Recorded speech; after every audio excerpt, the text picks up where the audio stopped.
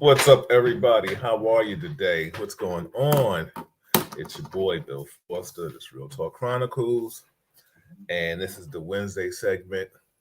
Listen, Monday, that lady behind me, she did an excellent show with Dr. Marilyn Corder. And I think I'm going to have to ask the doctor when she wants to come back. I think she might want to come back before her time to discuss some stuff. What did she say she wanted to discuss? Tell us all about CBD. CBD. Yes. So, all right. She want to come back with CBD. Coming in now. I got my other co-host, Chuck Richards, is coming in, sliding in. Chuck, what up, baby? What's going on, man? I'm half How you feeling, brother? Can't Everything good? hear you. Give me a minute. Let me see what's going on. All right. Work it out. Get it together. Go. Everybody, this is Real Talk Chronicles. I'm your host, Bill Foster, with my co-host, Chuck Richards. And I'm assuming Kevin Stats Branzetti will be sliding in eventually, sooner or later. Let me run down the rundown. Here we go. Every Monday, we get the first Monday of the month. We have Dr. Marilyn Corder in the building. Assemblyman Al Taylor. The second Monday of the month, we have Dr. Marilyn Corder. Please go back and look at that show. What's up, Vera, with the last name, the great last name? What's up, Eunice? And hey, what's up, G? The third Monday of the month, we have First Lady of Def Jam, Allison Williams, in the building. And the fourth Monday, we have Pastor Kevin Graves, Spiritual Walk with Pastor Kevin Graves. And every Wednesday, we have Chuck and Kevin and Chuck, however you want to dice that. Chuck, what's good with you, brother? What's going on, man? How are things, brother? How are things? Everything is good, man. Malika been working me like a husband. I said, let me just keep my ass out. I was going to say, as she should. Yeah. Yeah, you sound like Uncle Willie. You know how that is. You sound like Uncle Willie with that one. Hey, yeah. Okay, guy. Yo. Oh, man. Yo, we got so much to talk about. Like, everybody, it's so funny how people are stressing the mayoral elect, Eric Adams. People like coming at him at press conferences. It was so funny. I put a post up with Malika and I and Eric. We were together, and some of my people was like, "Yo, I ain't vote for him. I don't like him," and I was like, "Okay, but who'd you vote for?" You know what I'm saying? Like, if you ain't vote for Eric, who'd you vote for? Who was the alternative? I mean, yeah. Right? Who was the alternative? I don't know. I mean, I don't get it. And then with that being said, I definitely got to talk to him, make sure he stays safe. Shout out to Sheila D in the building, Sheila Ennis. Stefania's in the building, Junior Blake, my dude, in the building. There's so much we could talk about tonight. I don't know. Have you been watching the trials? What's funny, man, because I was trying to watch because it was funny because Ahmad was on, and then once they went to Rittenhouse, it was like, okay, they switched off Ahmad and went to Rittenhouse. So and I was blown away, like, I don't understand. So both of them have equal value where they both should be screened or seen. It's like, okay, so all of the fanfare has now been directed from first Ahmad, and now once Rittenhouse gets on the stand and he starts testifying, every station went directly to Rittenhouse. Like all of a sudden, the trial with Ahmad went right out the window, and I was like in shock. I said, "Okay, you got to be one station that definitely is still showing it." And I went through every court station I could think of, and could not. I really wanted to see. I'm like you. I wanted to see what the Ahmaud Arbery trial was about, because there was a point, and I think I don't know if I sent it to Stats in regards to one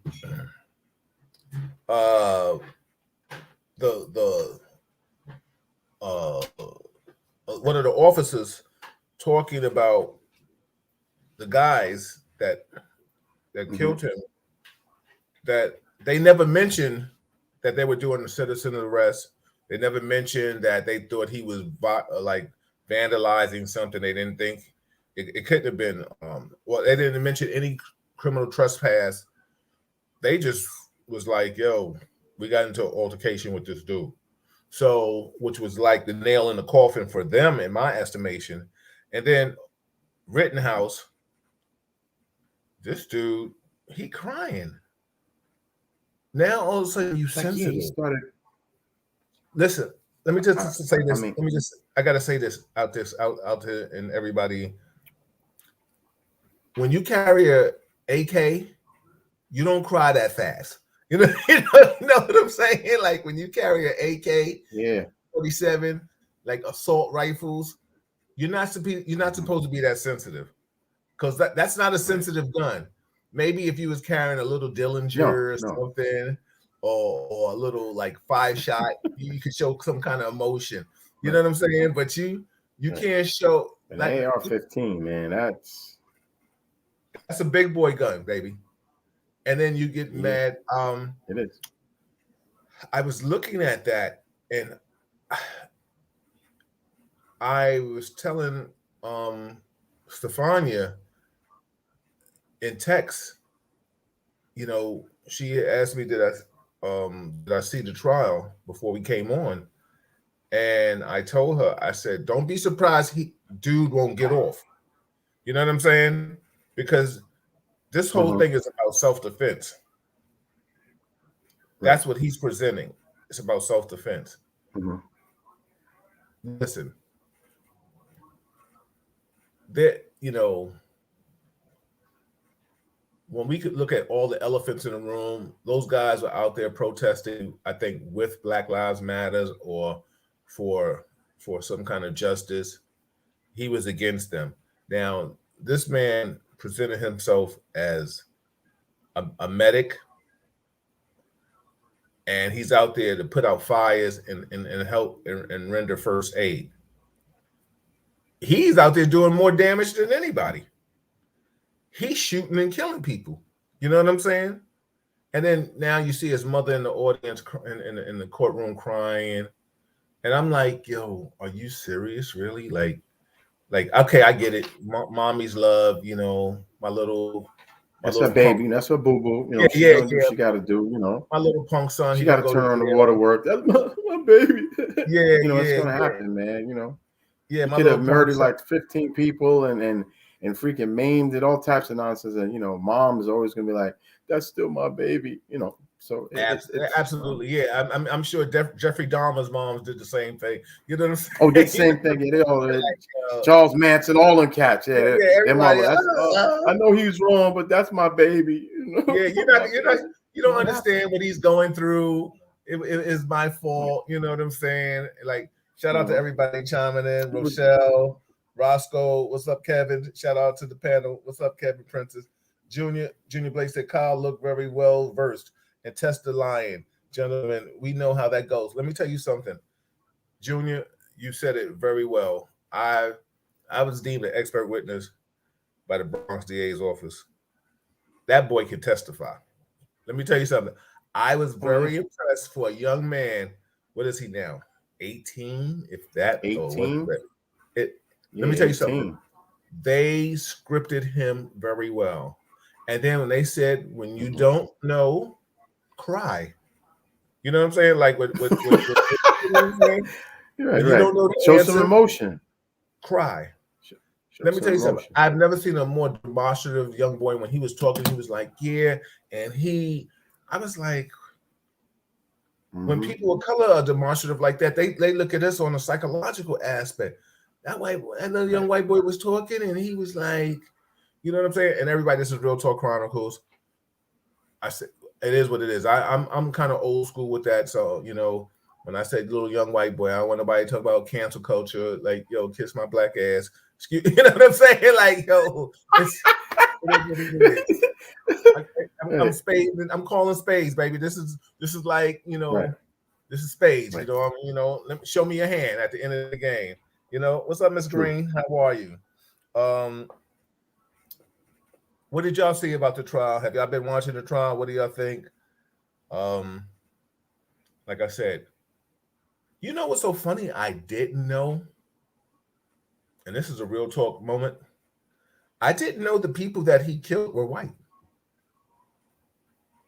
Oh, well, see, that's what I'm saying. This is why this case is really being put out on Broadway more so. Right. That's why when all of a sudden he got to the stand, everything switched. because I'm not trying to say that a trial directly related to the death or loss of life of a man of color isn't important. But once you Absolutely. got a white cat actually killed two white cats, and he actually shot and injured another white cat. Whoa! So it can't be about race at this particular point. It's not No. about race, right? It's about another white man that actually shot and killed two other white men.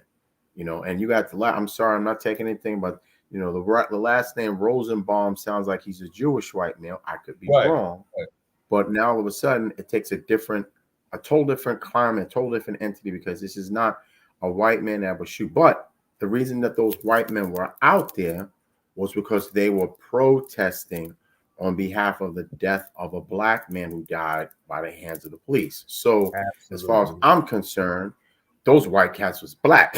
You know what I'm saying? They was out there protesting. And there lies the truth.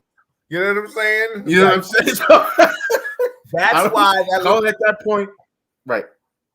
That's why that don't mean none at that point. That Opie Andy looking dude is gonna get off, because they was out there protesting for black people, and his little ass. Let me tell you something. He was like, yo, you saw his facial expression. I know. Yeah, like, he's no. making a lot of facial expressions, man. I was like, oh my God. I mean, it was a particular point where, I don't know. The judge at some point seemed to get a little irritated based on the direction of the questioning that the prosecutor was going at him. And for some odd reason, I think he dismissed the jury not on one, but 2 occasions, because the line of questioning, which at one point wasn't going to be admissible, all of a sudden, as far as I was concerned, the defense, he opened up Pandora's box. He went in the direction that the prosecution was allowed to. So I'm thinking that, hey, at this particular point, hey, you open that door, I can go through it. Let me do what I'm going to do. And then all of a sudden, the judge got in an uproar about the First Amendment, the Fifth Amendment, this, that, and the it got crazy. He actually sit there and demeaned the prosecutor, and the prosecutor I thought he made a very compelling argument in regards to why he went through that door. But the judge was like saying, I'm not trying to hear that. I'm not trying to hear any of that. So once the jury and everyone got pulled back in, it was crazy. Excuse me, everybody. I had to just tease my wife. She used the computer when she did the show for me Monday. So, at least you all know who Malika Foster is. It's my wife. It's all right. My name shows up. Hi, guys.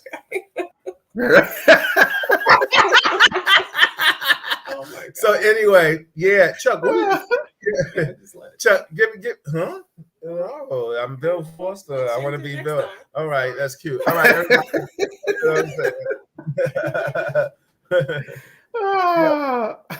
So let me ask you a question, Chuck. What was your thought process of the judge?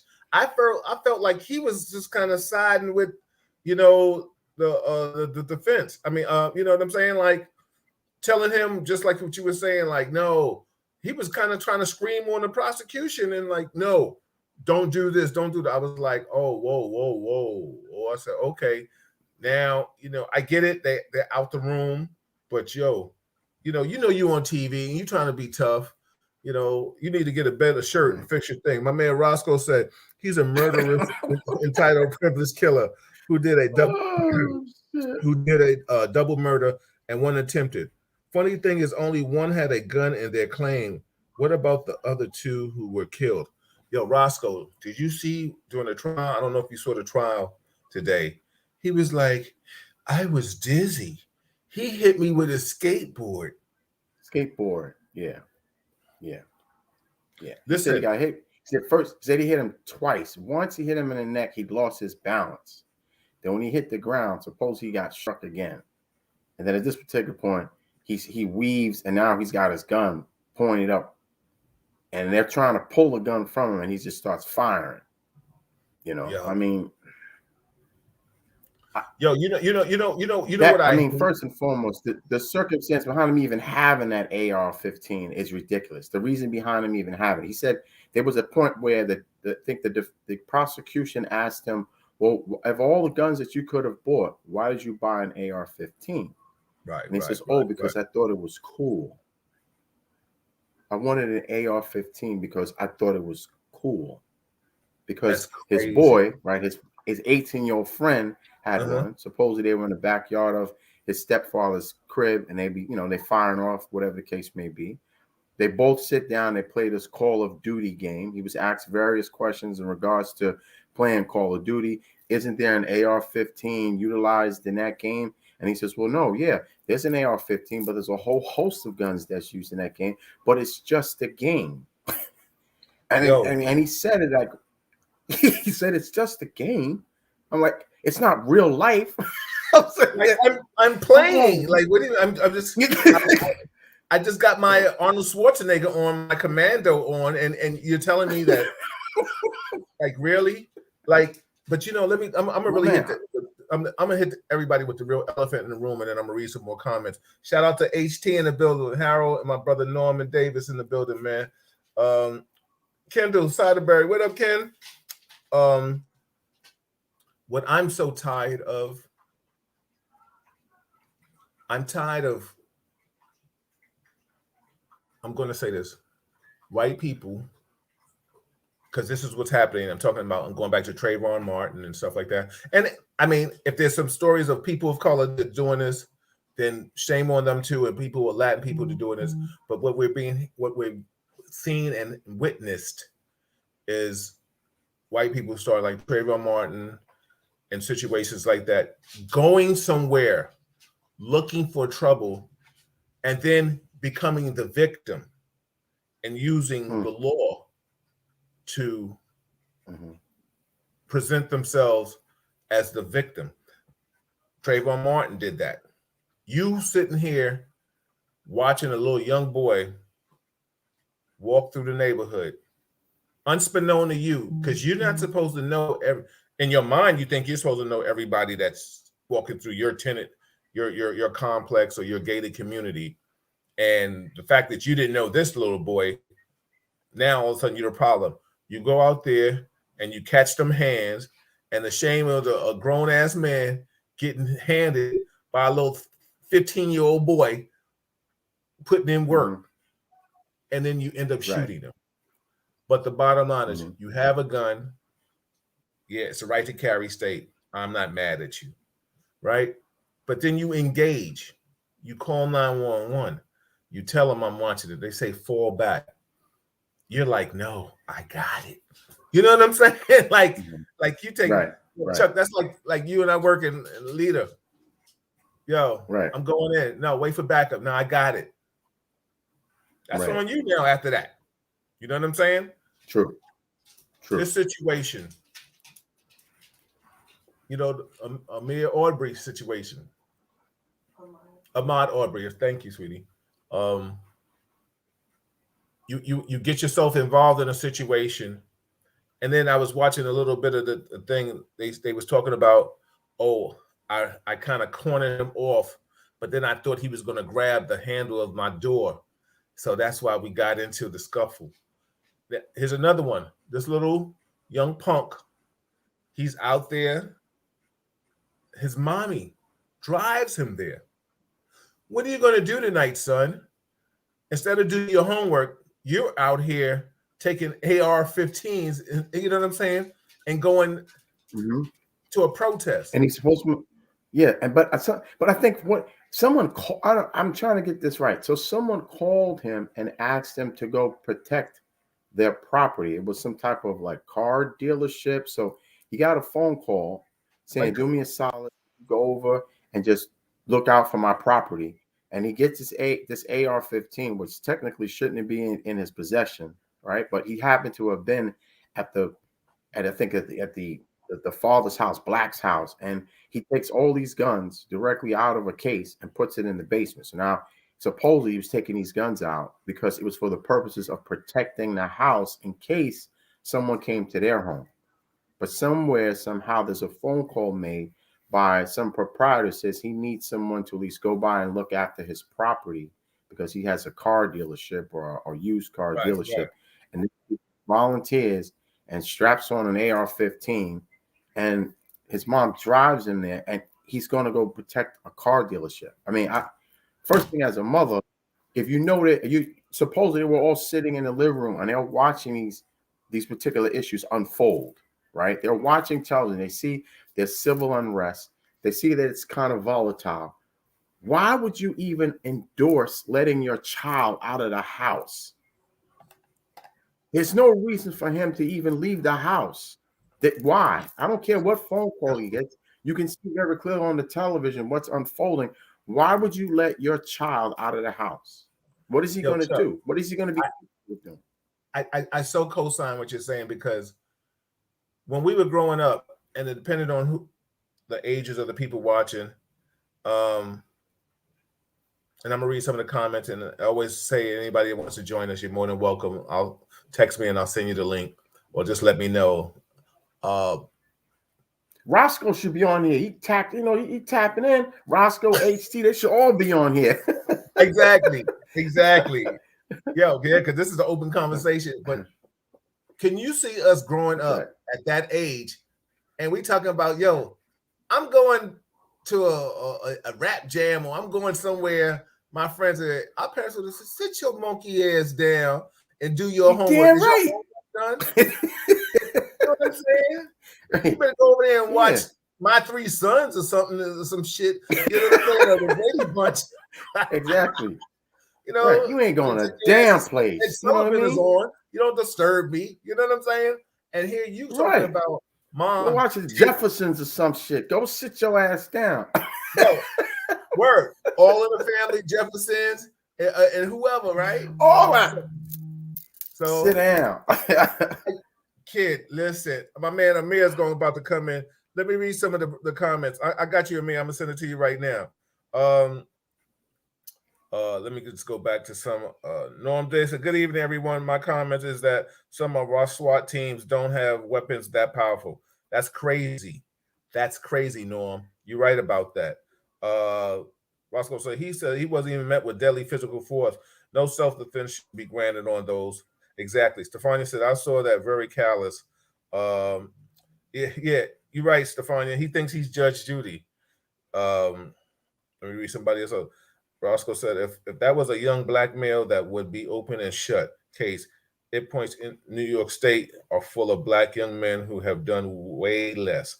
Yeah. Amir, salute, Bill. White people have used these kind of excuses since the beginning of time. They have the right complexion for the situation. Exactly. And you know what's so funny? No disrespect to all the white friends I love and I have, but the bottom line is, you know, like Chuck will tell you, Stats and I, sometimes we get into it on our side, our little green room text, and you know, y'all get into it. And I'll give them something like, Stats, where's your ass at? Anyway, come back out here. You know what I'm saying? I ain't finished with you yet. You know what I'm saying? And I try to give him things of white privilege, and he'll try to shut it down.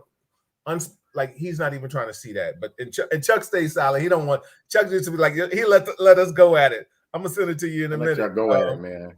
A man said, salute, Bill. Yeah, white people have used these kind of excuses since the beginning of time. They had the right complexion for the situation. Rochelle, what's up? She says, hey, Bill and Malika, just saying hello. And you Real Talk Chronicles. I got notified you were live. Appreciate you. One day you might have to chime in. Roscoe, he said, deadly physical force is supposed to be met with deadly physical force, not when you're scared. ABD yellow. Stefania said, this is exhausting. It seems like black people can't do anything in peace. Exactly. Norm Davis said, we are people of color, have been haunted forever, and the justice system is failing us. Absolutely. Amir said, how did his mom co-sign that foolishness? Exactly. Junior said, Chuck, how this shit sound? I'm calling a 17-year-old to come across the state line to protect my property. He got superpowers. This ish don't even sound right. Yo, you right about that. Yo, he's right. I'm 40 years old, but I'm gonna call a little 17-year-old punk. But like really? Yeah. Do me a solid. Man. Go look after my store. Come on, really? Nah, man. My question is, why didn't that 40-year-old punk come out of his house and look after his own goddamn store? Absolutely. Stefania said, yeah, Amir's always brings the heat. Chuck, get ready. Charles, I hear you, Roscoe. Vera said, yeah, good pick. Good pick. You switch now because you're not going anywhere. Exactly. What's up, Sharon? Yo, shout out to everybody watching. This is Real Talk Chronicles. I'm your host, Bill Forster, with my co-host Chuck Richards in the building, and we are here doing what we do. We're talking about the trials. We're talking about anything that you want to talk about. You're always more than welcome to join us anytime, any place. We appreciate you all. Thank you for all tuning in and listening to us and being a part of the experience. It's Real Talk. There's a lot of podcasts out there, and a lot of people keep it real, but I don't know if they have real talk like we getting it in. So because listen, I was telling people recently too, we're gonna get back on this topic, but I'm not scared of the cancel culture. I'm really not, because the bottom line is, that's why I was telling somebody recently. I was like, yo, I support Dave Chappelle, because he's keeping it 100. He really is. He's keeping it 100. Dave Chappelle says what people really think, and they're afraid to say. You know what I'm saying? The bottom line is, nobody's disrespecting gays or any different ethnicities. But listen, we all grew up, the three of us. Well, everybody, welcome Amir Sealy to the family, the Real Talk table. We all grew up in a world where people made jokes of gay people. They made jokes of white people. They made jokes of black people. They made jokes of Asian people, and we thought they were the funniest people in the world. When they hit the stage now, and you say something about somebody, any ethnicity, is you're canceled. But the only thing that's not being canceled is when somebody uses the N-word. It's all right. You can say the N-word. Say it all you want. Go ahead. Go say it, whatever. Go ahead, Amir. I'm gonna let you chime in because we're gonna go back to the trials. But go ahead, Amir. Chime in and say whatever you feel, brother. How you doing, first and foremost? I'm good. First of all, thanks for having me on here, Chuck. Pleasure to meet you, sir. First of all, I just wanted to say something about the last comment that y'all made. Interestingly enough, like you said, as these riots or situations, unrest, whatever was going on. So let me understand this. Like you said, you call up a child to go out and supposedly protect your situation. If my memory serves correctly, most of us are probably old enough to remember the blackouts that happened here in New York City. How many of us were told by our parents, look, going out there, go to Crazy Eddie's, get me a TV, go to I can think. I mean, y'all know the things that we have. Yo, go down to Radio Shack and give me a little boom box or something. Nobody was co-signing.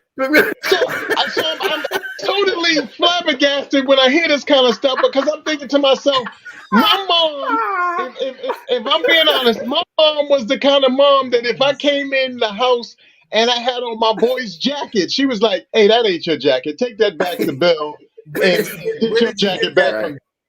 Listen, so where did you get that from? Let me tell you something. Right. White, black, Spanish, whomever you were, you come in a house with some other shit that wasn't something they wasn't born. It's almost like they had a mental checklist. A radar, like you see behind her head. Yeah, you understand what I'm saying? So you take this, stuff that we're hearing and the way that they're presenting it, and it's foreign to you, because you're saying to yourself, that wouldn't have flied in my house in any way, shape, or form. Look, I'm not sure how many brothers and sisters you gentlemen have. I'm from a family of 7. I had 3 brothers and a sister. My moms treated us all the same. But here's the beautiful thing about having siblings. Y'all all don't think the same. Y'all don't even react the same. Some of y'all will do some outlandish stuff that'll have your moms like, yeah, this nigga over here, I got to deal with him differently than I deal with him. He's just out of control, or she's out of control. Right. But the point is, your parents understood and knew that, and they dealt with it accordingly. Yeah. These kids now, and the way that they're talking, even I heard you mention the use of this particular machine gun or whatever the case may be. I smile about that because, again, to our credit or discredit, we were at the beginning of the technological era. I was on a live earlier today and we were laughing. We brought up in the chat, a cat said he still has his Commodore 64. I said, what? You still got your what? Commodore 64, for those of you who see, that's why you're laughing, Chuck, because you know where I'm going with this. It was the Pick 20, and it was the Commodore 64, which was the upgrade, by the way. Right, exactly. Was have your name go up and down your TV screen. Remember that? You just programmed it so that your name just run up. And that was incredible to you. Nobody could tell you nothing was able to do that. Right. If you were fortunate enough to eventually get Atari, which was one of the first video games, right? Atari. Oh yeah. But beyond that, I was bad in that tennis shit. But remember the army joint that they had where you could blow yourself off the screen. Remember they had the tank joint that you could blow yourself totally off the screen. Yourself up, come up back on the top of your TV screen and all that stuff. That was as bad as it got. So you couldn't, gauge any kind of violence from that because what was violent about it? All you could do was laugh. But I bring all this up because we've seen through the ages and through time how these things have all progressed. And we've seen, our video games become increasingly more violent and, have all of these things that, yes, young people and even some adults may think that they're not detrimental. But what we don't understand is, as a general train of thought, when you do something over and over and over again, it becomes a part of you. And because it becomes a part of you, you may or may not be able to disseminate the difference between reality and fiction. See, when we played Space Invaders, supposedly we were just killing aliens, and we had a little house that we hid behind, and all that stuff, and things came down on you. But there was nothing. There was nothing in that to make you, violent, and or think to yourself that doing violence or hurting or harming somebody was a great thing. Again, judging what age, group you guys are in, I know we probably all in around the same age. We had the good old-fashioned fight. Remember, you got outside on the block and you had a good old-fashioned fist fight with somebody, and usually 9 times out of 10, you actually ended up being friends with that person after, because if they beat you or you beat them, you was happy that they stood up to you. You wasn't upset. You didn't run home and get a gun and try to end this person. You was like, you know what? Your own. I got respect for you. Salute. This new generation and this new train of thought of I'm embarrassed in some way, shape, or form because the outcome wasn't what I thought it was going to be, as opposed to saying, let me go back to the drawing board and do some work and get better. Get my skills. Got to sharpen it up a little. It's unfortunate. And in all fairness, that's what we're really up against. They have convinced our young people and some of us elders that now it's okay to just be a participant. Now, I'm not saying that there's anything wrong with being a participant, but what I'm saying is there still should be some drive or some hunger once you would find yourself involved in whatever it is you're involved in. Why? Because that's what makes the entire situation better. Not just you, because it's okay to know that you're the best, but it's also okay to know that you inspired somebody else to up their ante, to dig a little bit deeper in their soul. Coming up, we played football against the next neighborhood or the building behind yours. Absolutely. You played baseball, basketball, same exact way. You knew who your 5 was going to be when you got on that basketball court because you knew who was going to go to war with you versus the guy who you knew was trash. And he was like, he's the only one left. I'm going to have to pick him because there's just nobody else out here at this particular time. Right. But I say all that to say you knew that was bad, and it wasn't even his ball. You understand what I'm saying? Come on, man. Right. But you know that was a part of the process. But from it, you either got better or you became just that guy who they knew you're a filler. We're not going to pass you the ball. We're not asking you to do anything extra. We're just another so that we can complete the 5. You know what I mean? Like my man Frank Turner used to say, and I stole the line. Norm knows this. Norm and I played college ball together. Frank Turner said, "Yo, do what you do best." I said, "What's that?" He said, "Pass the ball to me." You know?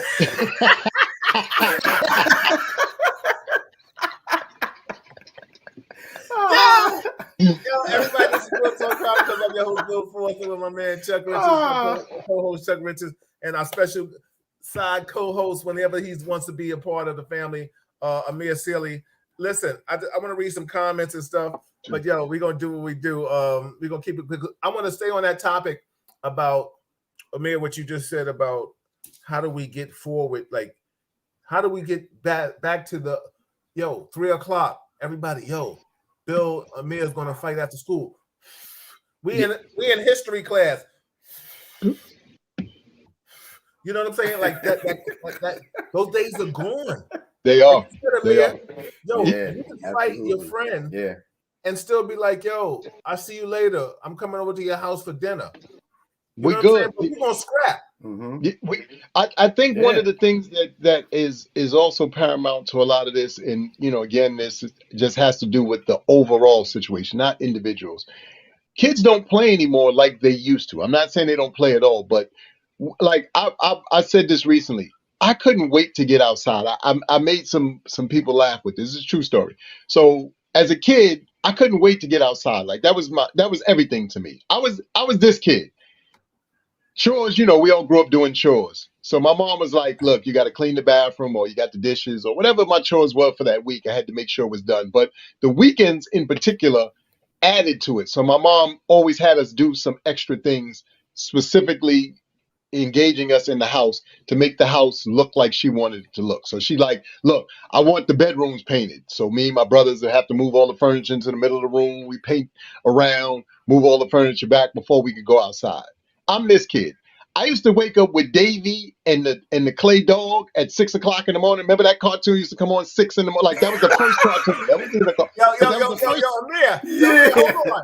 Yo, check this out. Oh man, my baby. I was up with trying to be the first person outside. You understand what I'm saying? So I was trying to get my chores. Yo, hold on. Yo, Chuck, you heard what he said? He said, "I woke up with Davy and the clay dog." I'm just being honest because I want to be the first outside. You understand what I'm saying? But because kids aren't going outside at that rate anymore, there's no, camaraderie. There's no, there's no competition. There's no, I'm mad at you because you talked to the same girl in 5B that I was trying to talk to. I saw you. Look, dog, you thought you was slick. You tried to duck under the, window that separated the two sides of the building, but I saw you. I know you was over in her face. It is what it is. Like, we got to talk this out. But there's not any of that anymore. So without that competition, without that level of trying to engage each other, these kids don't have that. I know for a fact, I've been out in restaurants and in public spaces, and this is obviously prior to the pandemic and all that's going on, where I would watch young people sitting at a table and they're texting each other and they sit, and I'm like, you're sitting right next to him or her. You can just say whatever you need to say. Right. But they can't. Have a conversation. They don't have those skill sets. We grew up with that skill set. All of y'all remember this. Hey, yo, Chuck, you coming outside? Yo, can you come down? You coming down to what? That's right. Remember that? These kids don't have that. That's right. Or Bill comes, rings your mom's doorbell. Hey, Miss Richards, we playing football today, and we was wondering could Chuck come outside and play with us? Right, exactly. You have that. We had all of those. We had all of those beautiful things, which allowed us to really, truly build those relationships. I smile now because I tell people, I truly, to this day, have grade school friends. And when I say grade school, I'm talking about 2nd, 3rd, 4th grade, middle school, high school. I didn't go to college like you guys, but I, have friends who did go to college, but a lot of them are still my friends. And we still talk to this day. I speak to but Amir, you had friends that went to college and they're your friends. Rather, you went to college, you had friends that went to college and you went to their campuses. Exactly. Exactly. And you partied on their campuses. Exactly. You was an honorary student there. Yeah, exactly. But to our kids' dismay, these kids don't have that. They have what has been created for them, which is this whole ideology of the amount of people who tune into your live and or who like your pictures and or who, supposedly follow you is real. And it's not, because most of those people could care less technically about you. I'm not saying all of them don't care, but I'm saying a good portion of them have no idea even who you really are. They can't truly pinpoint who you are as a person, who you are as an individual, and what your foundation is about. And that's what's scary now, because we have turned this thing into, Chuck has 9 million followers. Bill has 7 million followers. So that makes them great guys. Right, no, it just means they have a lot of followers. And it doesn't necessarily mean that whatever they're bringing to the table is either of some sustenance or even is something to bring to the table. We have to get back to that. We've gotten lost in this fake reality where we think that fake is real and real is fake. Yeah. It's scary. The bigger the celebrity you are, the more friends that you got watching. You know what I'm saying? You know, right. I mean, I know, you know, Chuck, you can say something, and next thing you know, you look on Instagram, you got so and so following you. Who the fuck are you? I don't know. Then you be talking about Bitcoin and all kind of shit. I don't know you. Like, I see a lot of my friends, they got thousands of people watching them. They don't know them. They don't know them. And you just accepting everybody. That's why Instagram, that's why somebody said to me one time, they said, yo, you got almost 5,000 friends on Facebook. But I know damn near all of them. Thank you, Bill. Right. Listen, my Facebook friends, it's crazy. Right. Like I know them from doing parties, martial arts, basketball, just being a Harlem cat, you know, being around Worley, wherever. I know them. School. There's so I can tell a person in a minute. Like if very few people I can say I don't know, but if I don't know you, I know somebody that knows you. You know what I'm saying? Like there's a connection. That you know, I say all I can say. It's a whole different. Let me just read some comments. And there's one thing that I do want to talk about, and I'm gonna put this out there. Norm says, Bill, he says, I'm tired of talking about the same thing. What are we going to do? Enough talking. And we could talk that about a plethora of things. Maybe that might be the next topic. We can still go back to the trials. We could do that. JC is in the building, one of the best bartenders in the world, baby. Baby, we got a lot of money together, JC. Junior Blake said, Mr. Sealy, you need to be out there with Kings of Comedy. Shout out to Talent. Rob Stapleton. Capone. And my man Rob Stapleton. Shout out to those cats. What's up, Cheryl? Nice to see you in the building. Like you said, Norm, you said, yo, pass the ball. Yeah, Cheryl, he took it back with that shit with the little with Davey and the little clay dog and shit. You know what I'm saying? And that dog talked more than yeah, he sure enough did. Yeah. Junior Blake, you're right. The neighborhood intercom, where you either yelled up at the window or you went up to the person's house, because our parents asked, "Who you going out with?" And let me tell you something. God forbid my mother didn't like a Chuck or a Amir. I'm like, I'm going to go play ball with Amir and Chuck. What I tell you about hanging with that boy? And she's cooking with her hair tied up and her sandals on and a nightgown and shit. Yep. I told you I don't like that boy. You're going to get into trouble with that boy. And then, you know, then she might look at you. I told you, you know, you just as stupid as he is. You'd be like, oh, whoa, I said I wanted to go play basketball. I didn't know I was going to get this shit right here. You know what I'm saying? But Stefania said the generation does everything on social media. Stefania also asked a question, and I'll just touch on this real quick and let me know what you guys think. She said, what do you guys think of the whole Astro World Festival fiasco? Were the police in the wrong? I'll 4-star in the building. You know that, JC. I'll start with you, Chuck, and then I'll go to Amir, and then we'll go back to Frank. I think I'm kind of unfamiliar with what exactly is the substance Travis Scott. Astro World? The Travis Scott situation where the 8 people died. With the concert, and they started. Oh yeah, man. 50,000. You know, I'll take the lead with it real quick. You catch up with it. You know, because we can even talk about Alex Baldwin with guns on the set. Like I've done. Well, that's what I was about. I was about to make the analogy on that. Yeah, we can talk to that. I've done extra work too. I've just did a movie waiting for it to come out on Netflix. And my man, shout out to Mahalia Sensei Mo. You know his movie. Listen. You're not supposed to bring a live gun to a set. I'm just gonna touch on that real quick with the Alex Baldwin thing. Me personally, It's not Alex's fault. He doesn't handle props. Got to deal with the people that handle props and so that. What are you doing with live ammunition on a set? Chuck, that's like you and I. We're legal. We go and we're doing extra work and stuff like that, and we bring our firearm. And then they talk about, okay, well, we're going to use this as props. We know we still got live bullets in it. Some God forbid something happened. That's shame on us. Negligence, reckless homicide, whatever you want to call that. Now we're talking about the Travis Scott situation. Travis Scott, I think he was the promoter of this too. Oh, okay. I think if he wasn't the promoter, his hands is clean. Once you're the promoter, and I know this about being an event planner, it's all on you. You in the establishment. Establishment, or you have to have insurance.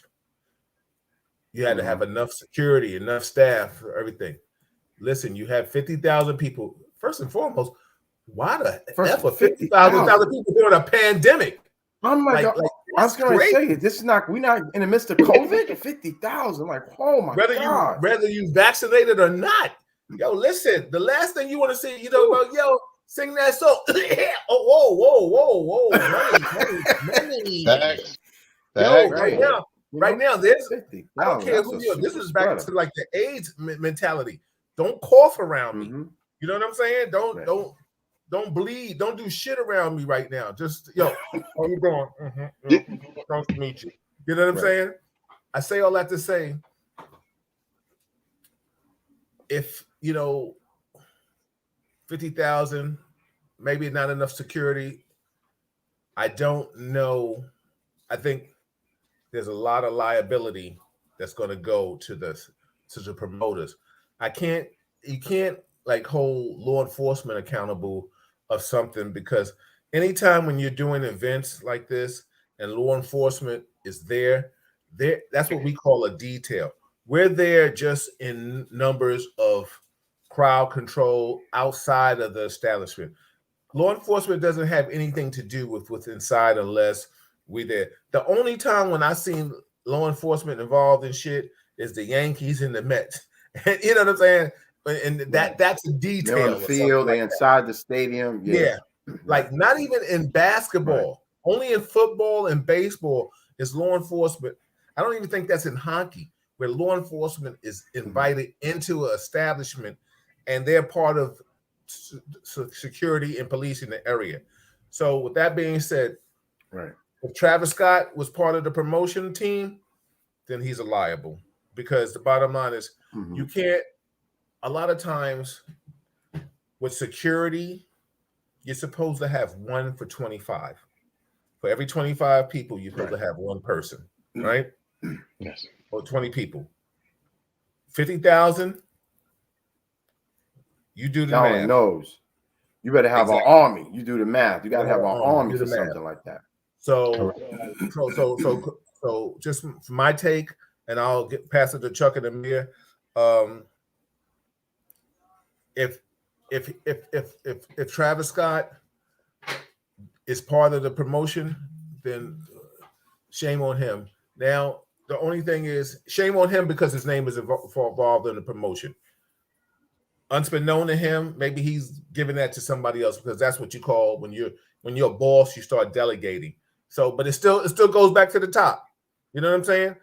When a Tesla car blows up in the street, they are talking about Elon Musk. They don't talk about the person who built the shit. You know what I'm saying? It goes back to the point person. So with that being said, I'll pass it to you, Chuck, and then let me know what your take on that. Yeah, I mean, taking into consideration the dynamic of it all. I mean, if Travis had something directly to do with the promotional aspect, I get it. I mean, not too long. I mean, years and years ago when Puffy was just starting out. I remember there was an issue where he would promoted something down. And I was supposed to be at City College. City College. And I was supposed to be there too. Thank God I didn't make it. Right. Yep. And push came to shove, things got a little out of hand. People started pushing. Unfortunately, some people passed, some people got injured, some people died. And guess what? Puffy, there it is. He got pulled on the rug. Says, no, this was your event. You set this thing up. Yeah, guess what? Your balls are to the wall on this, and that's the circumstances surrounding that. But I mean, if Travis was just a performer, and he had nothing to do with the promotional aspect of it. It's unfortunate that it had to happen at a particular function that, like any artist, right? No artist or any person, you could be a politician or even giving a public speech, and all of a sudden shots ring out, right? You don't want to be that person that was at your event, regardless of it, especially something that you're supposed to be doing, that you're promoting in a positive manner. You don't want your event to be, the staple of something that's some type of violence, or someone gets hurt, or someone gets killed from. So I can understand it. But once again, I mean, the police presence, I do honestly believe that in terms of the promotion aspect of it, yes, whoever was the promoter, if you got 50,000 cats coming into a space, there should be an army, of security, regardless of the store. I don't even overcompensate. If it means bringing in extra security just to have them there, so be it. Because if this is an event where it's supposed to be about everyone coming out collectively and having a good time, and it's supposed to be about their personal safety while at that event, then you're held responsible for that. So absolutely. I agree with you, man. If it's Travis, I'm hoping he doesn't. I mean, he had a lot of remorse associated with the incident. Yes, he felt really, even to the point, I think he's going to pay for the funerals and all some of the other funerals, people who were injured. all the funerals, all of them. He's going to pay for everything. So God bless him for taking that on. But if in fact he had anything on a promotional aspect to deal with it, then it's gonna be some ramifications after this. And I'm gonna come to you, Amir, but I just want to say something that Vera said. She said Texas is special. She said, who brings their 9-year-old to that type of concert? That is paramount, because a 9-year-old lost their life. Like, what do you, a 9-year-old? I mean, but I guess the kids today, listen, our parents didn't take us. Hold on a minute. Our parents didn't take us. I wish my parents would have took me to a Temptations concert. You know what I'm saying? That's why my ass would have been talking about. I'd have been jamming right now. You know what I'm saying? And let me just read something that Junior said. Junior, he said, the Travis Scott situation. Bill, you remember the day on the free concert on 125th Street and that fiasco, how people surged and wound up crushing those barriers, and how woefully unprepared we were to deal with that situation. And that became unmanageable because of the word of mouth, and we wound up having to shut 105th Street down. Absolutely. Shout out to Ruthie. I see you in the building. Go ahead, Amir. Your take, brother. Okay, so I just want to address a few things. You in the promotion game, I've been in the promotion game. There are things that we also have to always take into consideration. One of the things about me is I don't always just take things at face value, and by that I simply mean this. These young people were coming out to this concert. We know this from Bentley's, Red Parrot, The World. Doesn't make a difference. If you know any of those club names, you know what I'm talking about. Pre-game, which means you drank 40s and/or smoke weed or something on your way to said event. Right. This means once you got to said event, your judgment might be a bit impaired, which means, yes, there's supposed to be enough people to cover certain things, but guess what? You didn't cover yourself. To something that Charles just brought up, I was at City College. I was on the line when that situation happened. Here's the difference.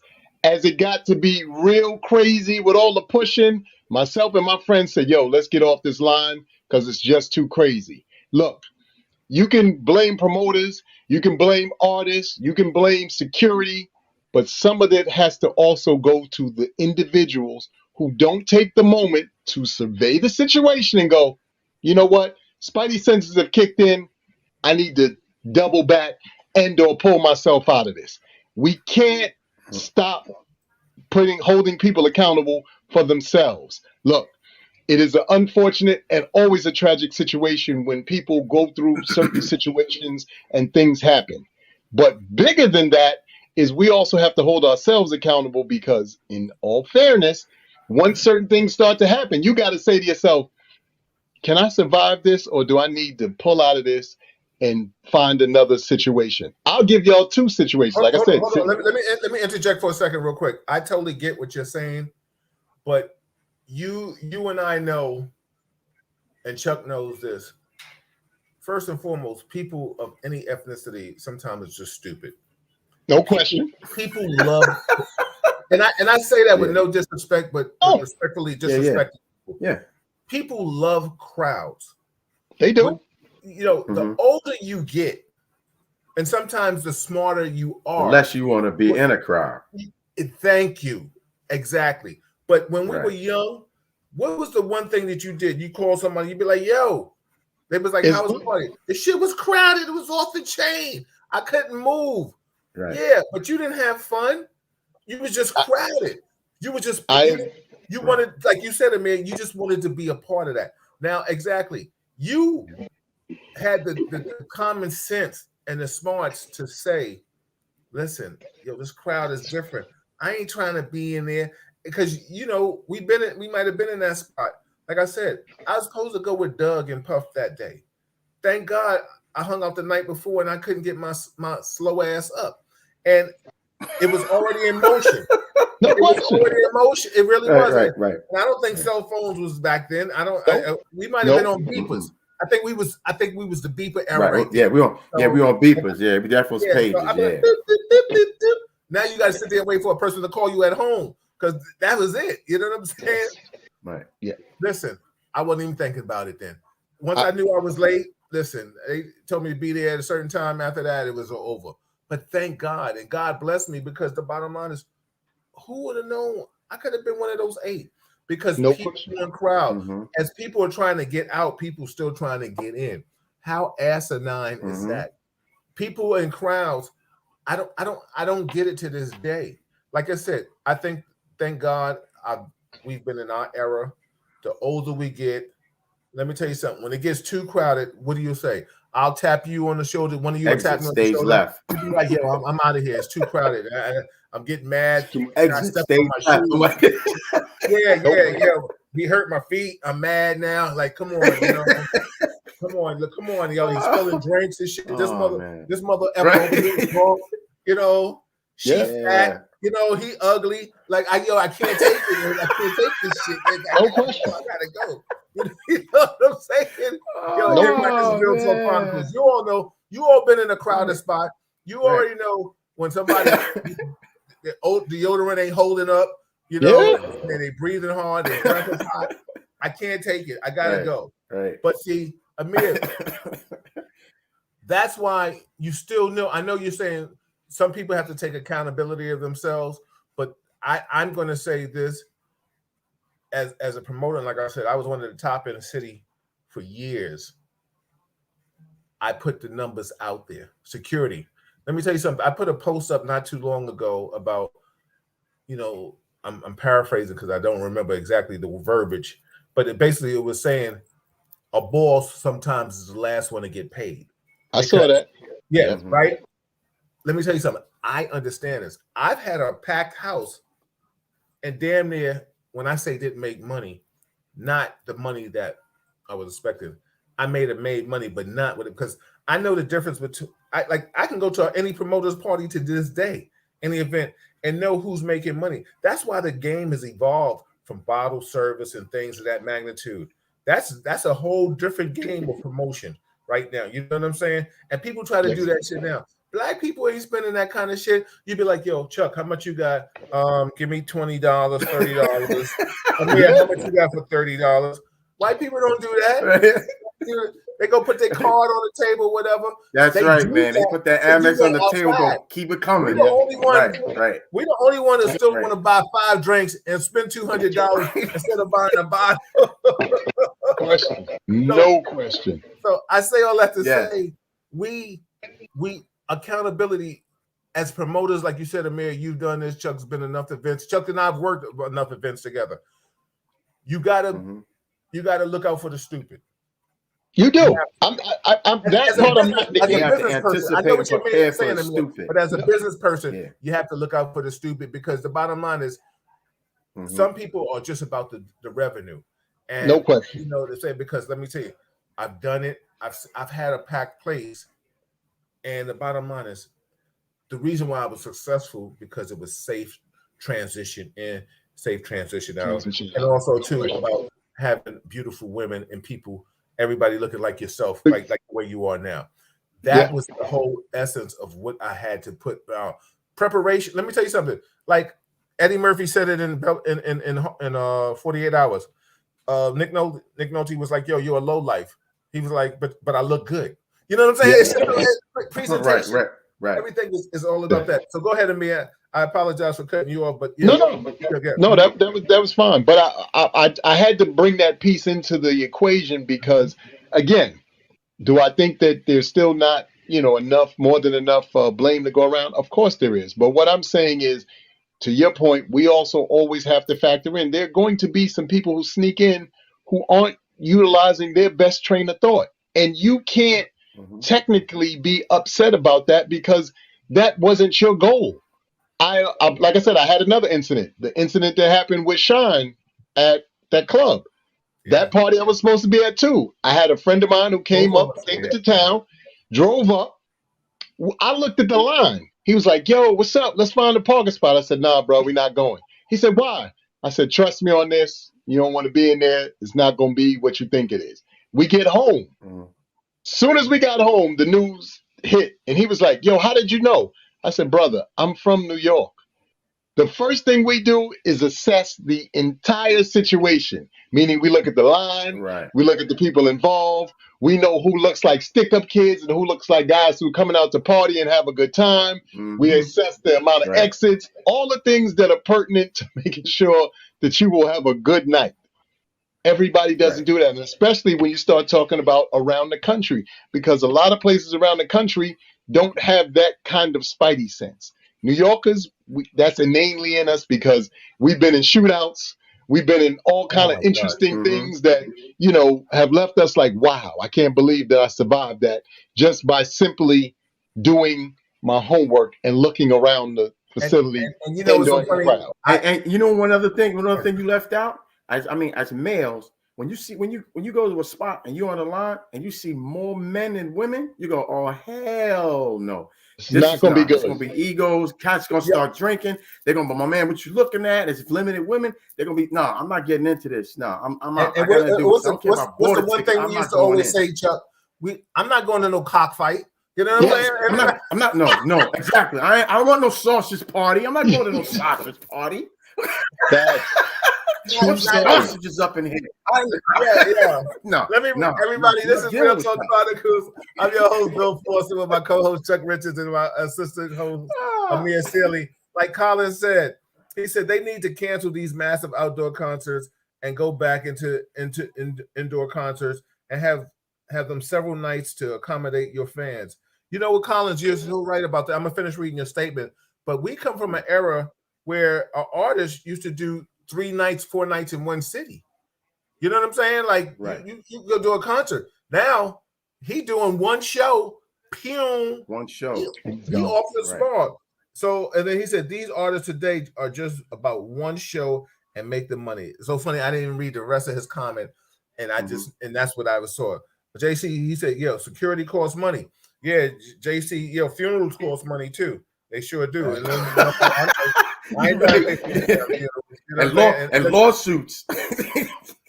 Listen, because it doesn't stop right there with just this funerals, lawsuits. It's lawsuits, liability, it's everything, man. I remember when Puff was just not maybe 10, 15 years ago. He had maybe just finished paying his last out of that lawsuit or the city college. You know what I'm saying? Yeah. Travis Scott, this might break him forever. If, like I said, if he's the promoter, listen, a fight is different than a lost life. That's on your resume forever. Chuck, you know what I'm talking about? It's just like let me tell you something.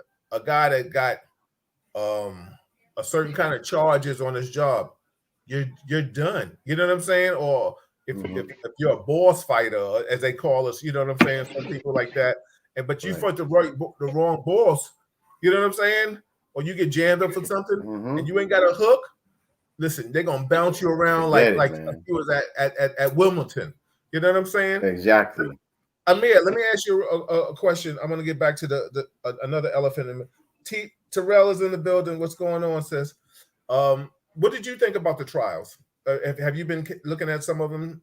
You know what's so crazy? To be honest with you, I gotta honestly say I haven't been looking at the trials.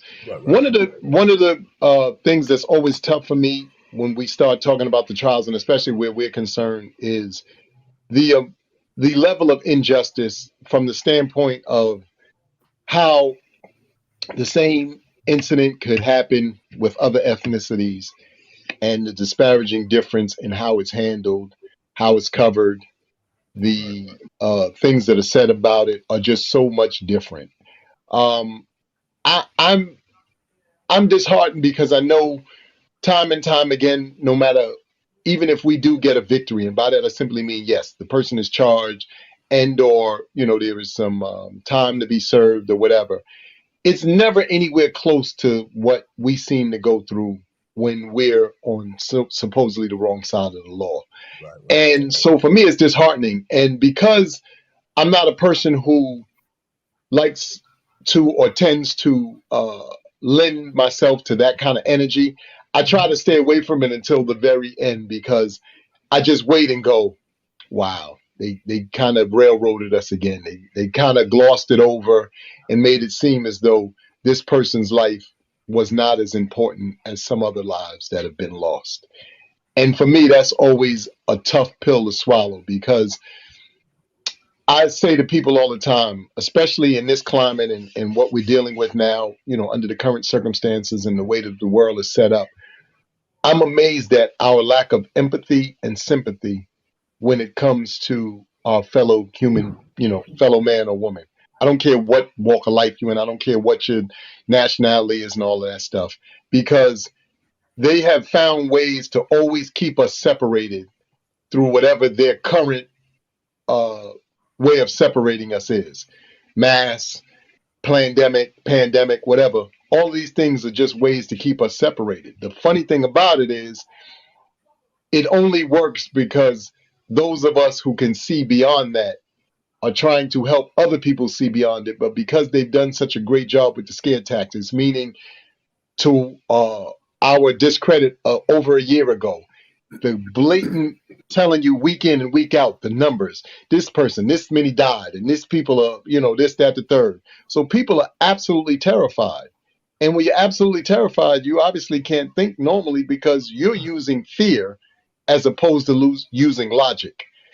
And a lot of us are caught up in that now, I'm gonna let you chime in, Chuck, for this. I just want to say this, and Chuck and I have a spot that we frequent. I haven't been there. I know Chuck's been there recently, where it's a melting pot for us. Blondies, right? You know what I'm saying? I'll put it out there. Our white friends, and I hate to even say that word like that, because it's not that energy is blondies for us, especially Chuck and I and Johanna. You know what I'm saying? It's not that energy. We don't see color when we go there. It's just our crew. You know what I'm saying? Shout out to the cat, the blondies, whole family. But it's a shame, and I'm gonna blame it on 45. I got to give him props for bringing it, like lighting the fire, and where everybody can see it now. But it's a shame that we are in a world now, when you look at another person, not your color, you're looking to see, is he a Republican? Is he a Trump supporter? What's his mentality? If you don't know him, you know what I'm saying? Before that, you had to prove to me you was a racist. You know what I'm saying? You had to prove to me you were racist. Right now, I'm looking at you, be like, okay, did this motherfucker vote for Trump? Now, you know what I'm saying? And some people, you have to give them, have to say this. Some people are going to just vote for the Republican Party, no matter who runs. Doesn't mean they will vote for Trump. But, maybe the second election, you was like, okay, you really can't vote for this dude because he's not preaching anything. Speaking of Trump, right now, the court, they told him, they said, listen, we're gonna put your stuff in. We're gonna put your minutes and your tapes and stuff all out there on display. So, Chuck, I'm gonna let you chime in for a minute and let you say what you gotta say. What's up, Prince? I see you, brother, in the building, because I know, Chuck, you got to get out of here soon. We're gonna get out of here. We got about another 10 and 15 minutes, and then we're gonna go ahead. But Chuck, I want you to give me your take on that. And I just feel like I miss the world where I could actually hang out with my friend of a different ethnicity and it not be about the ethnicity, it just be about the friendship. Right now, like Malika and I, we had one of our contractors come by one of the places, and he was talking to us, and then he went down the road of, I'm a country boy, whatever, da da da da da, and he says, I just, during election times, my neighbor and I, now when I speak and something like that, like politics, racism has divided everything right now. Either you this side or that side, and there's no logical side. Go ahead, Chuck. Well, I find that there's three different thoughts I have.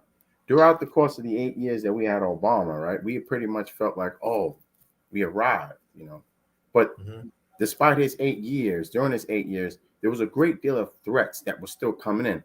The racism was out there. It was out there because he was getting it. And even unbeknownst to us, and even though it may not have been made public information, but at some point it did come out that there were threats. There were things that were said to him. You could see exactly the way how the Senate and sometimes some of the senators, some of the congressmen, when it came down for him to do things that he felt was going to be for the better good of the country, they did everything. The Republican Party did everything in their power to stop and to block this man on every front. Even when it came down to wanting to give universal health care to a country that needed it, they still fought him on it. Now, how can you be as a Republican, just thinking about the mere fact that you have constituents who don't have health coverage, right? And they have to make a decision between whether or not they eat, they feed themselves, feed their families, or they go without medicine that maybe their child or maybe their uncle, their aunt needs. You know what I'm saying? So in all essence, we all sat back based on those 8 years. And I'm not trying to blame everyone, but we as a people, we got kind of comfortable with that bullshit. Right. You knew the Republican Party was making it very clear they did not like this man.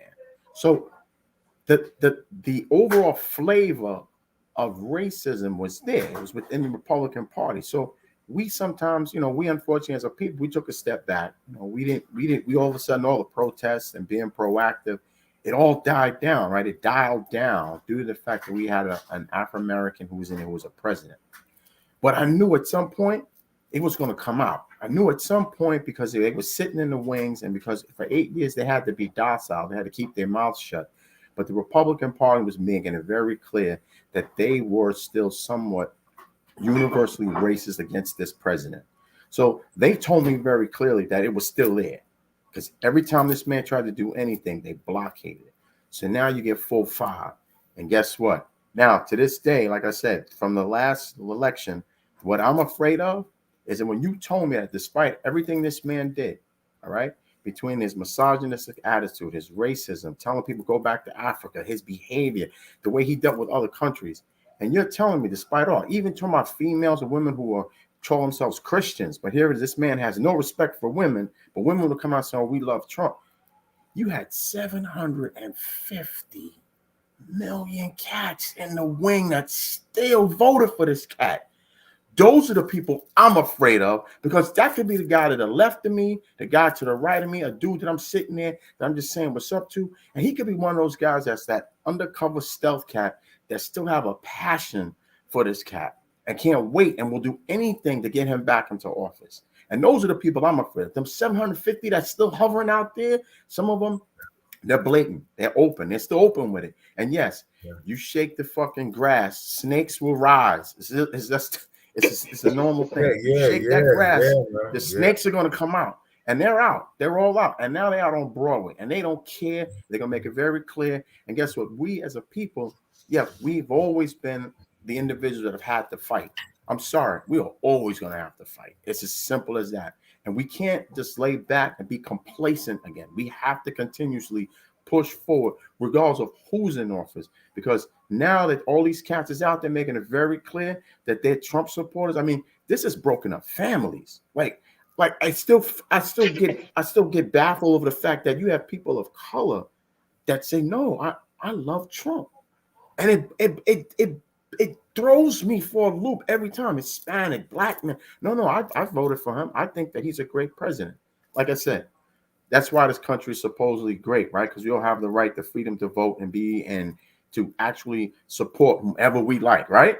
Make America great again. Well, it ain't been great for my black ass. I don't know about the rest of y'all, but it has not been great for us. So don't tell me make America great again. When was it ever great for us? Because I don't remember that day. If you do, tell me. I mean, you gave us a couple of holidays. That's supposed to make me happy? No, I'm sorry, man. That's just my point. I'm sorry, man. I'm getting a little pissed off. As they say, tell them why you're mad, Chuck. Tell them why you're mad. Oh man!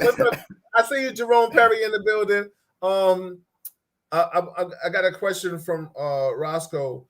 I'm gonna let you say what you got to say, Amir. Of course, definitely.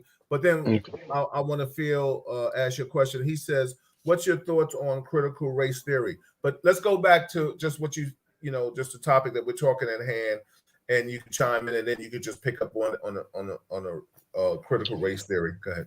Well, I think, a couple of things. First off, I think, and this is just me speaking for me, I don't believe that either party is technically for the people. They haven't been for the people in God knows how long. The last time they was for the people was probably when they wrote the Constitution, however many thousands of years or hundreds of years they wrote it long ago. Right. But with that having been said, what I think we're really up against is the lack of understanding, first and foremost, of the Constitution. Most of us, or a good portion of us, really don't understand the Constitution, and especially those of us of color. And because of that, we don't really understand not only the power of it, but really what it represents and what the levels to which it's supposed to actually keep the playing field even for all of us who are supposedly a part of this country. But with that having been said, the politicians who do understand it, they're using it as their way to wield power in ways that I think is very unfortunate and it's almost criminal. I've said this time and time again. I think there should be term limits, not because I don't think that some of these guys are great at their jobs or bad at their jobs. It should be term limits because you can only milk the system for so long. The dude, Newt Gingrich or whatever, not him, the other Mitch McConnell and his crew.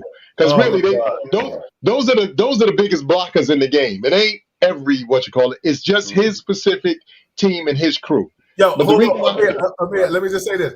If Hader was a picture, it'd be a Mitch McConnell. You know what I'm saying? It'd be like, yeah. Go ahead. So go ahead. So with that having been said, I think there should be term limits because I think as a whole, if you come into, let's say, the Senate in the 50s, we're now in 2021. And the reason why I bring up numbers like that is because for those of us who are on this, live tonight and who are listening in, 1980 was 40 years ago. I want y'all to think about that. 1980 was 40 years ago. So the world has changed over 4 different times in just that era alone, or in that time frame alone. You got in there in the 50s. Add another 30 years to that. Come on, you have no idea what's going on in the world now. When you got in there doing stuff, the cars were still relatively new. Air travel was only available to people who had money.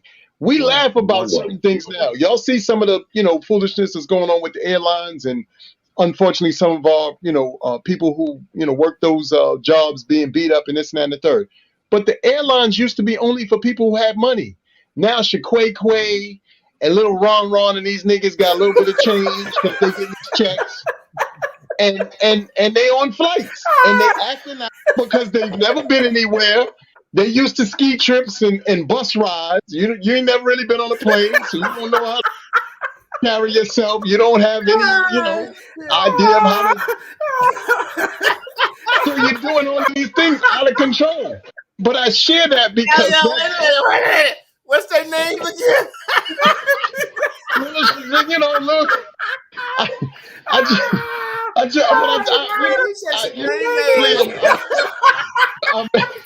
But I do that because we have to laugh too. We can't take all of this stuff so serious. Yo, Amir, hold on, let me interject. But that's the humor of Black and Latins and white people from our era. You know what I'm saying? We know how to have fun and laugh. Yo, we don't have no problems talking about our own and shit. Because you're right.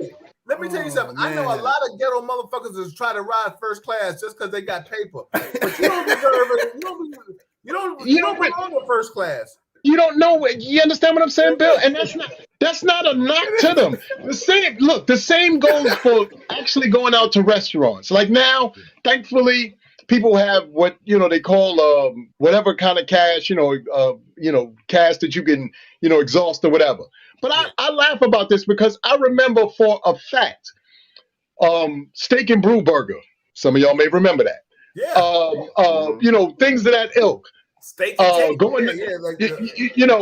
those were only rare moments that your family went out and they actually celebrated. Somebody had a graduation. It was somebody's anniversary. It was a birthday. Now, Applebee's, Olive Garden, the list goes on and on. These places are like McDonald's to even our kids. Look, this sounds crazy, but Red Lobster in our day was a top of the line restaurant. You took a lady to Red Lobster, you really was rocking with her. Son, you took her to Red Lobster? Right. You really like, you got a string? You love Lobster? You're my girl if I take you to Red Lobster. You understand what I'm saying? But I'm sharing all these things because I might like you if I take you to Charcoal Flames or some shit okay, like that. Or whatever. But I'm saying these things because that's what I mean about the world turning over several times. So when these guys got in office, they saw the world through a specific lens. The sad thing is, most of them still see it through that lens. Where I have the problem is Mitch McConnell and his boys. You guys have already milked the system for billions, if not hundreds of millions of dollars. Go and sit down somewhere. Since once you become a senator, you have health care for life and all these other things. Give somebody else an opportunity to take the reins and craft this country the way that it should be crafted and steer us in the direction that we should go. Because you need people from this time and this era to address the issues of this time and this era because they understand it. We got to stop acting like now. I do agree that we still need some elders in the building because I think young people need to broach that, that gap because elders will give you the complete picture versus coming in on the part that you only know that you think is so paramount. You only just got here. Right. We're old enough to remember food stamps. We're old enough to remember government cheese and things of that magnitude. And I'm not saying that as a braggadocious thing. What I'm saying is because you have that knowledge, you understand what being poor is like. You understand what living in certain situations and under certain circumstances is like. And these young kids don't have any idea or semblance of that. Only thing y'all are worried about is if electricity goes off. Like I said, we had actual blackouts where you huddled up in the living room and you slept like you was on a slave ship because the AC and you had that fan in the window and that was cooling off the whole apartment. And you didn't have any damn heat in the house too. Let's keep it 100 too. Like a lot of I remember there were times, you were like, yo, we don't have heat. Let me tell you something. So you got to boil water, boil water on the stove. Yeah, exactly. So what I'm saying is we have to bridge the eras and the generations so that the young people can learn from the elders. Look, these are some of the challenges and things that we were faced with, coupled with your new electronic world that everything runs on batteries and runs on electricity. Great. Give me. I just want to say this. Yes. That topic you just said. Give me 2 minutes so we can get out of here by on the 30. Give me 2 minutes and tell me how do we do that though, and then I'll go let you talk and then I'll just read some comments. I think how we do it is basically we have to stop being afraid of the youth, and we have to help the youth stop being afraid of us. So we have to broach those conversations one way or another. I know there's hard. Bust their ass. Yeah. But in all fairness, Bill, we have to find a way to be able to talk to our young people and understand them. Absolutely. And talk to them in a language that they understand. I was on a live earlier and I said this. We have to start learning how to discern, how to engage people in ways that they understand stuff. So if you're talking to a young person, let's say they're a sports kid, then you talk to them with basketball and baseball and football analogies because they understand that. Don't talk to them in the way that we grew up, because we grew up differently. We grew up because I said so, and that was it. And we had to process that and go sit somewhere and live with those thoughts. So I think that that's one of the key ways that we can engage our young people and our elders, understanding what language they speak and speaking to them in that language. And I'll leave it at that. Funny, maybe next week, if you can, we come back and we'll pick this up in about how do we engage, how do we close the gap between our youth and ourselves? Because the bottom line, like I've said, Chuck knows this. We've gone out, we've done mentoring program, but right now, Chuck and I and yourself, Amir, because this gray is a badge of honor to a certain degree. Yes. And so now once we get that, we've hit that OG status. Like the three of us, and I know both of you very well enough to know that we have not got caught up in that dress time zone where a motherfucker look at us and he be like, yeah, he's still in the 70s or the 80s or the 90s. We still are fashionably representative.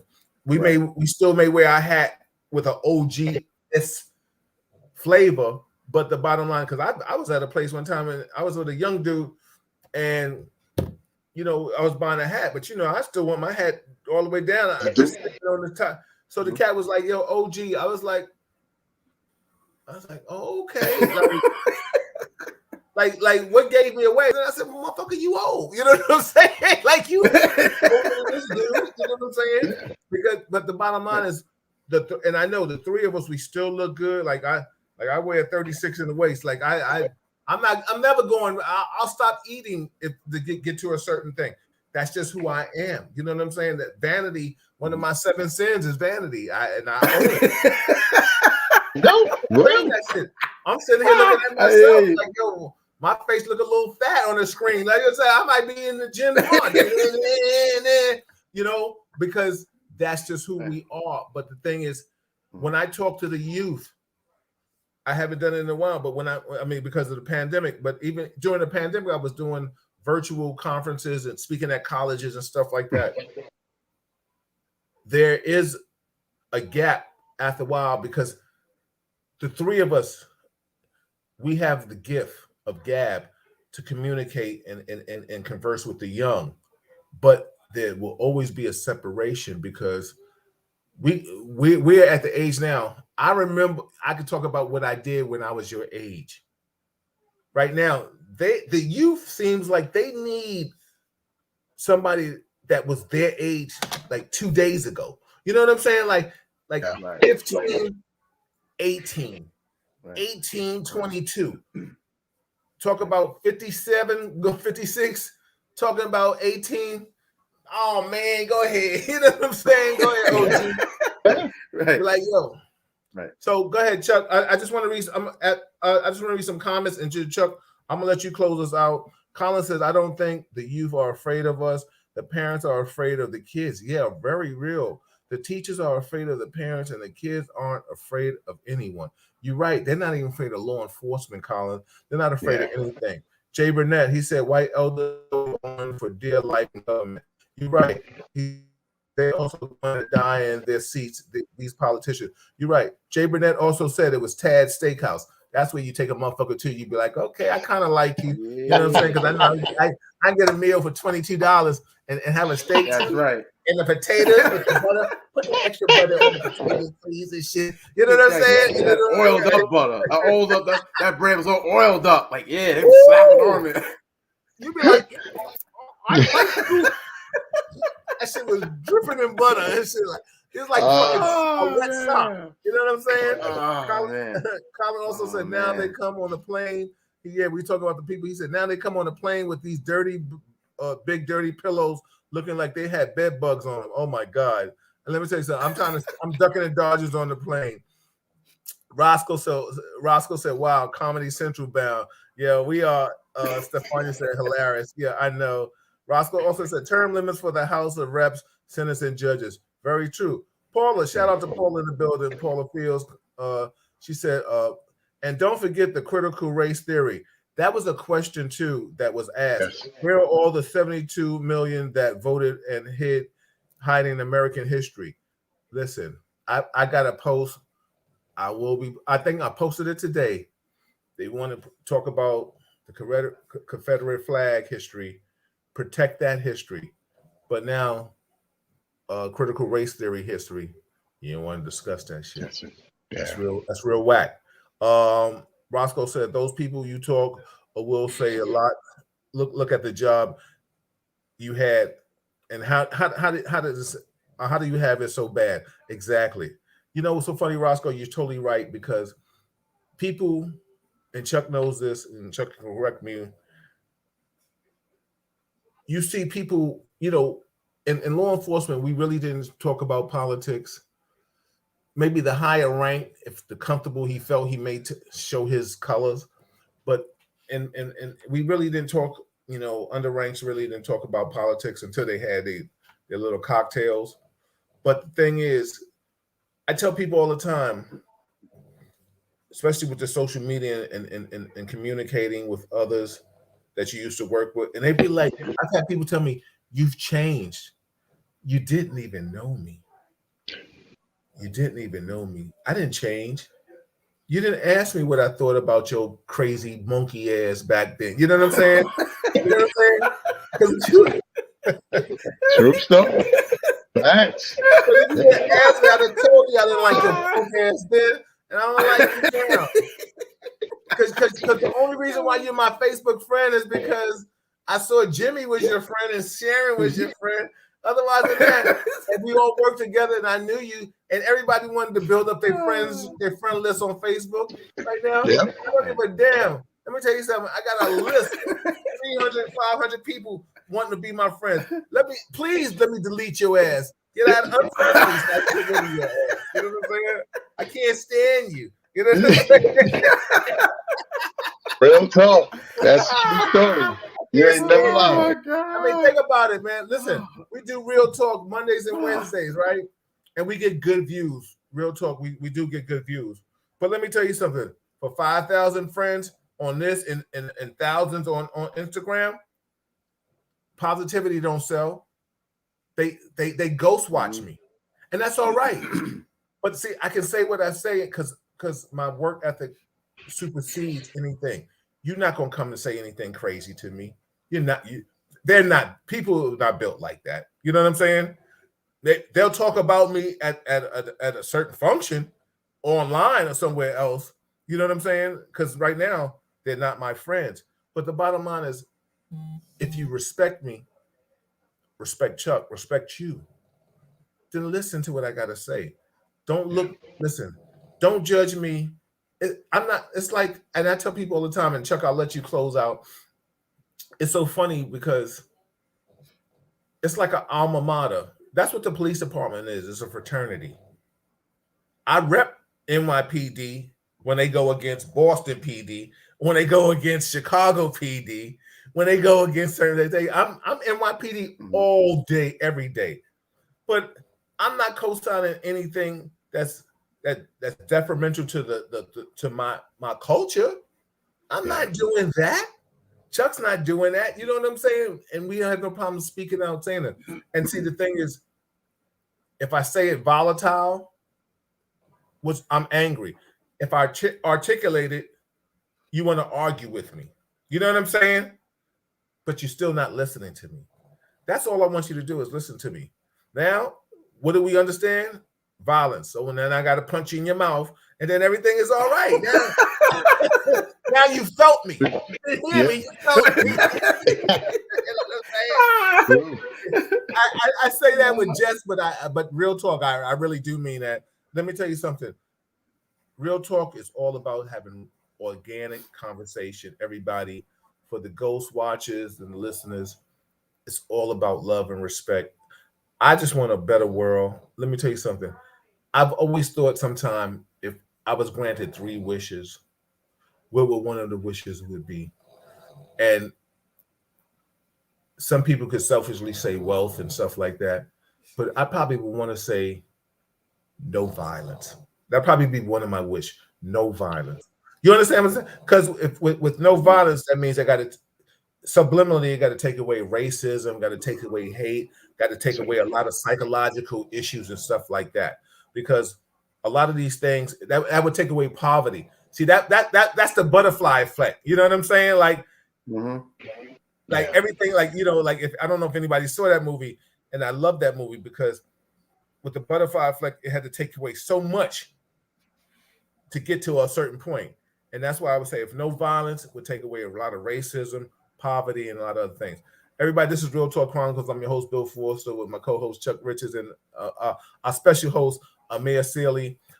Chuck, you can take us out. Amir, unless you got something you want to say real quick, but I'm going to let Chuck. Man, please do, man. Go ahead, man. You got something to say, brother? Go right ahead, man.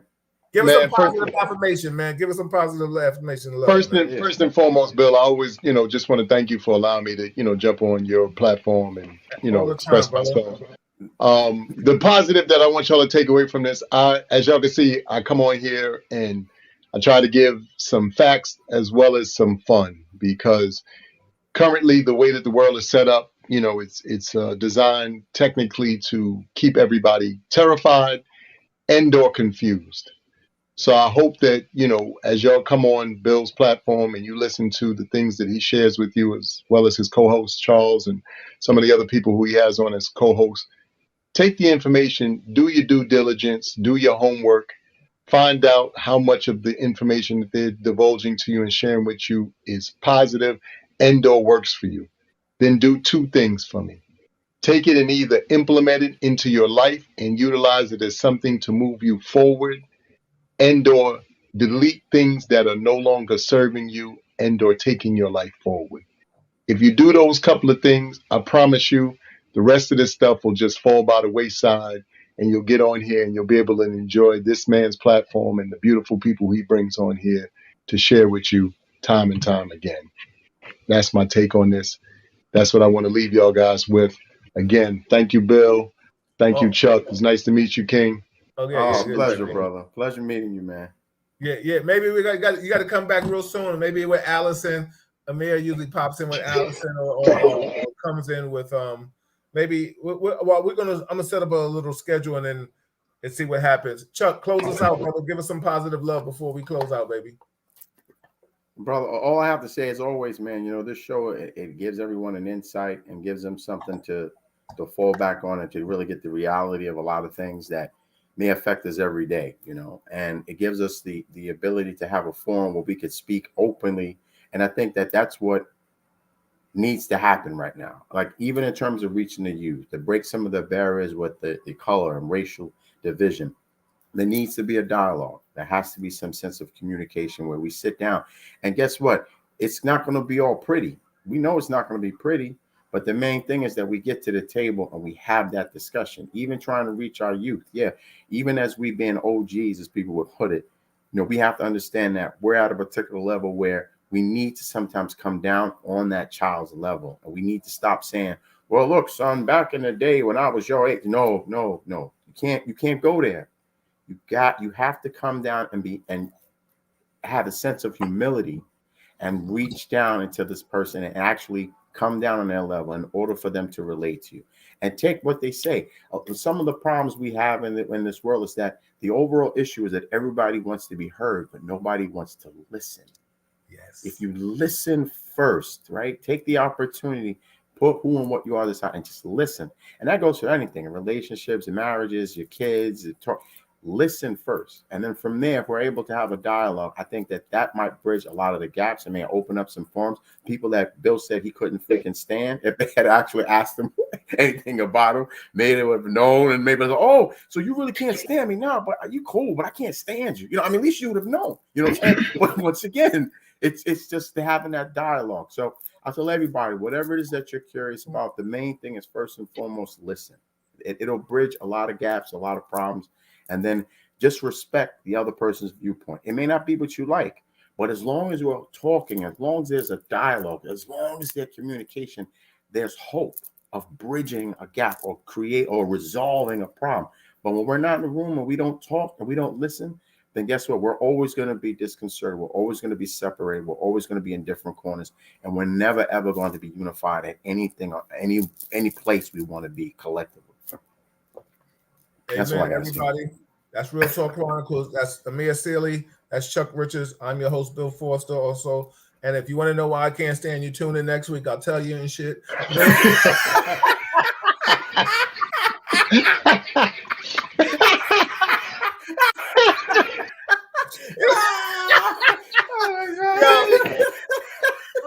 Everybody have a wonderful, enjoy the rest of your weekend, and weekend, bro. We'll see y'all Monday. We got to leave out on the laugh, but I'm serious though. Tune in and I'll tell you what's up. Yo, everybody, good night. Salute, gentlemen. Yo, my dude.